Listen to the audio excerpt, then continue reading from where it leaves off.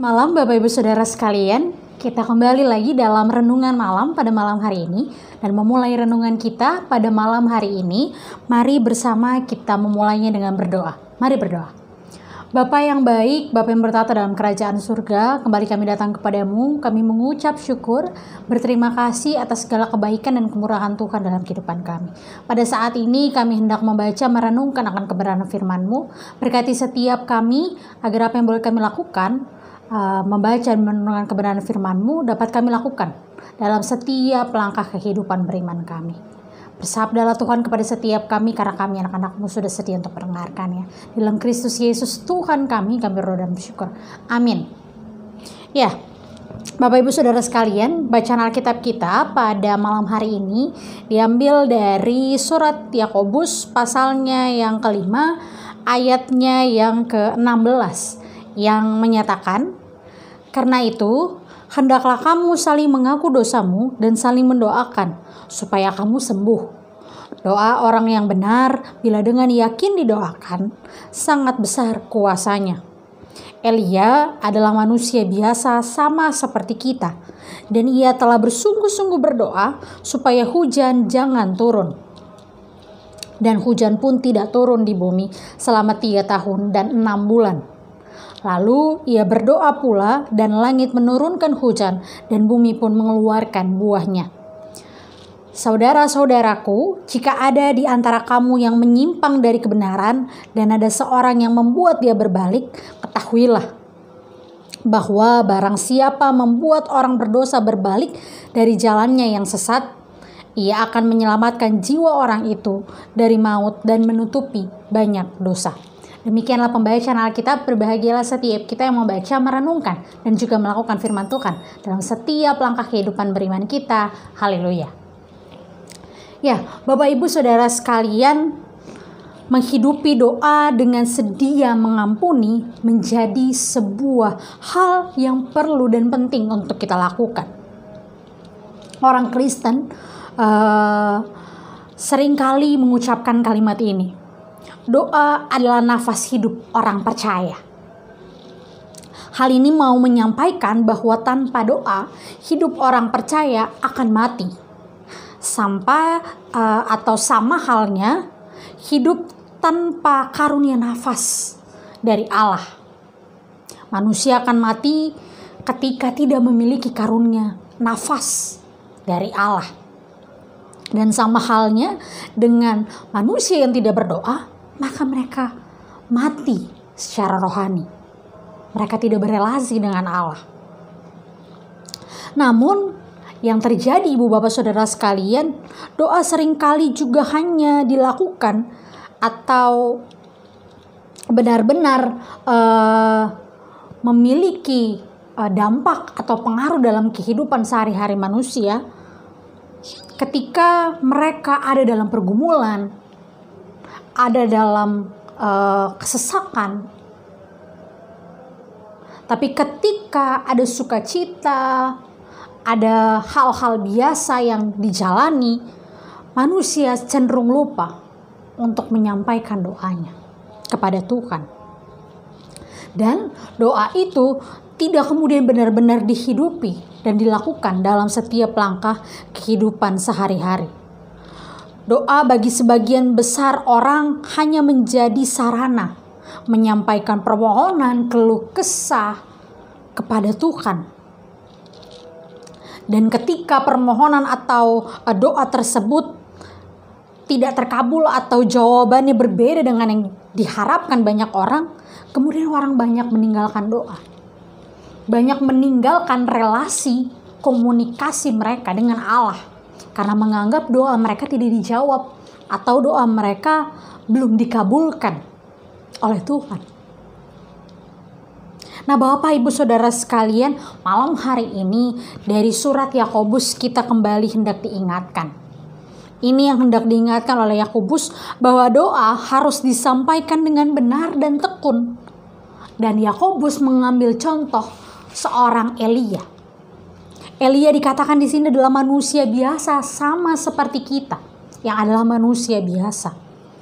Tapi ia telah bersungguh-sungguh dalam doanya. Dan kata bersungguh-sungguh di sini mau mengartikan bahwa Elia menyerahkan seluruh kehendak atau mau Tuhan dalam setiap doanya.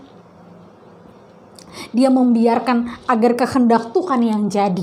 Kiranya ketika dia memohon dengan sungguh-sungguh adanya hujan, berhentinya hujan, dia membiarkan kehendak Tuhan terjadi dalam kehidupan ini. Kalau kita mau ambil contoh doa yang sering kali kita ucapkan setiap minggu, doa Bapa kami. Ada frasa yang mengatakan, jadilah kehendakmu di bumi seperti di surga. Kita berulang kali, kita bahkan hafal dengan frasa ini, bahwa Tuhan jadilah kehendakmu di bumi seperti di surga. Tapi apakah benar-benar dalam kehidupan kita hari lepas hari, kita benar-benar membiarkan kehendak Tuhan terjadi dalam kehidupan kita? Atau justru sebaliknya, kita memaksakan kehendak kita memaksakan mau kita kepada Tuhan. Kita tidak benar-benar menghidupi doa yang kita ucapkan kepada Tuhan. Kita tidak bersungguh-sungguh dan kita tidak menyatakan apa yang seharusnya kita nyatakan dalam kehidupan kita sehari-hari. Selain frasa, jadilah kehendakmu di bumi seperti di surga, frasa yang sering kali juga tidak dihidupi oleh kebanyakan atau sebagian besar orang di luar sana adalah frasa, ampuni dosa kami seperti kami mengampuni yang bersalah kepada kami. Yakobus hendak mengingatkan melalui suratnya kali ini tentang frasa yang sama ini, tentang mengampuni. Seperti kami mengampuni orang yang bersalah kepada kami. Bahwa pentingnya mengakui akan kesalahan kita sendiri dan juga mengampuni orang yang ada di sekitar kita. Bahwa kita menyadari bahwa kita adalah manusia biasa yang tidak luput dari dosa. Dan kita juga mau menyadari bahwa orang-orang yang ada di sekitar kita adalah manusia biasa juga yang tidak luput dari yang namanya kesalahan, dari yang namanya khilaf. Dan ini tugas kita. Ini menjadi mandat bagi setiap kita. Bahwa ketika kita mengakui segala dosa dan kesalahan kita, maka sedialah juga untuk mengampuni orang yang bersalah kepada kita. Saya, Bapak Ibu Saudara sekalian adalah orang-orang biasa yang Tuhan utus untuk menjadi mitranya, untuk menjadi rekan sekerjanya di dunia ini. Menyatakan kasih. Dan bagaimana kasih itu dapat dinyatakan? Ketika kita bersedia untuk hidup benar, untuk hidup sesuai dan seturut dengan kehendaknya, yaitu belajar mengakui segala kelemahan kita, segala keberdosaan kita, dan juga mengampuni orang-orang yang bersalah kepada kita. Kalau boleh sedikit bercerita, saya sering sekali mendapatkan teks-teks atau khotbah-khotbah yang kemudian mengajak saya untuk mengampuni. Saya yakin ketika saya menggumuli teks Alkitab tentang mengampuni, ini bukan suatu kebetulan. Karena ketika saya bercerita dengan mentor pertama saya bercerita bahwa ini bukan kebetulan. Ketika kamu mendapatkan sebuah teks Alkitab untuk kamu gumuli, untuk kamu khotbahkan, itu berarti Tuhan menginginkan hal yang sama kamu lakukan dalam langkah kehidupanmu. Ketika kamu menggumuli teks tersebut, maka lakukanlah teks tersebut. Lakukanlah apa yang menjadi firman Tuhan yang kamu gumuli, yang kamu renungkan dan kamu bagikan bagi jemaat. Dan ketika mengampuni ini, saya punya sedikit masa lalu dengan seseorang yang mungkin sampai beberapa waktu lalu, sampai beberapa tahun lalu, saya belum bersedia untuk mengampuni. Padahal saya tahu bahwa saya adalah orang berdosa. Dan orang tersebut juga adalah orang yang sama. Orang yang berdosa. Tapi dari proses vikaris, dari proses saya menjadi seorang hamba Tuhan, saya dibentuk untuk kemudian bersedia mengampuni. Dan hingga saat ini, saya mau mengatakan bahwa saya sudah bersedia untuk mengampuni.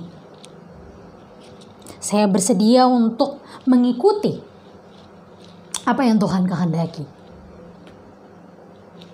Dan ibu bapak saudara sekalian, menjadi penting bagi setiap kita untuk mengubah pola pikir kita, apa yang menjadi kemauan kita, dengan mengakui segala dosa dan kesalahan kita. Pola pikir yang sering mengatakan bahwa, ketika hari Minggu saya mengaku dosa, itu berarti hari-hari setelahnya saya boleh melakukan dosa kembali. Tidak begitu Bapak Ibu. Ketika kita bersedia untuk mengaku dosa dan kemudian mengampuni seseorang, maka lakukanlah itu terus-menerus dalam setiap langkah kehidupan beriman kita. Jadilah orang-orang yang memberikan dampak bagi orang-orang di sekitar kita. Ketika kita mau mengampuni, ketika kita mau mengaku dosa, dan ada orang yang melihat hal tersebut, mereka yang dulu berpaling daripada Tuhan, mereka yang dulu mengalami atau menghidupi kehidupan yang sesat, mereka akan kembali kepada Tuhan. Mereka melihat kita sebagai contoh yang baik. Ini yang juga hendak diingatkan oleh Yakobus. Jadi ibu bapak saudara sekalian, mari di malam hari ini ketika kita hendak mengistirahatkan tubuh kita, mari bersama kita merenungkan akan kebenaran firman Tuhan. Mari bersama kita menghidupi segala doa yang kita panjatkan kepada Tuhan dengan sungguh-sungguh, dengan mengimani setiap kata yang kita sampaikan kepada Dia, serta dengan sungguh-sungguh hidup menurut perintah Tuhan, yaitu memiliki kesediaan untuk mengaku dosa dan kesalahan kita, dan kemudian juga bersedia mengampuni orang yang bersalah kepada kita. Tuhan memberkati setiap kita untuk menjadi mitranya, untuk menjadi rekan sekerjanya, menyatakan kasih, menyatakan doa, syukur kita kepadanya sebagai bentuk bakti kita kepada Sang Pencipta. Tuhan memberkati setiap langkah kehidupan beriman kita. Amin. Mari kita bersatu di dalam doa. Kita berdoa. Bapa yang baik, Bapa yang bertata dalam kerajaan surga, terima kasih Tuhan untuk firman-Mu. Ketika kami diajarkan untuk menyampaikan doa dengan sungguh-sungguh dan juga mengintrospeksi diri kami kembali, mengakui dosa dan juga bersedia untuk mengampuni orang-orang yang bersalah kepada kami.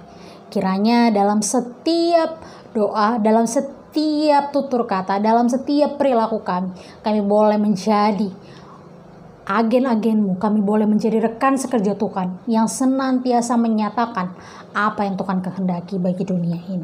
Ini doa kami Tuhan, berkati setiap kami, tuntun dan jagai istirahat malam kami. Ini doa, ini syukur kami Tuhan, di dalam nama anak-Mu yang terkasih Tuhan kami Yesus Kristus, kami telah berdoa dan bersyukur. Amin.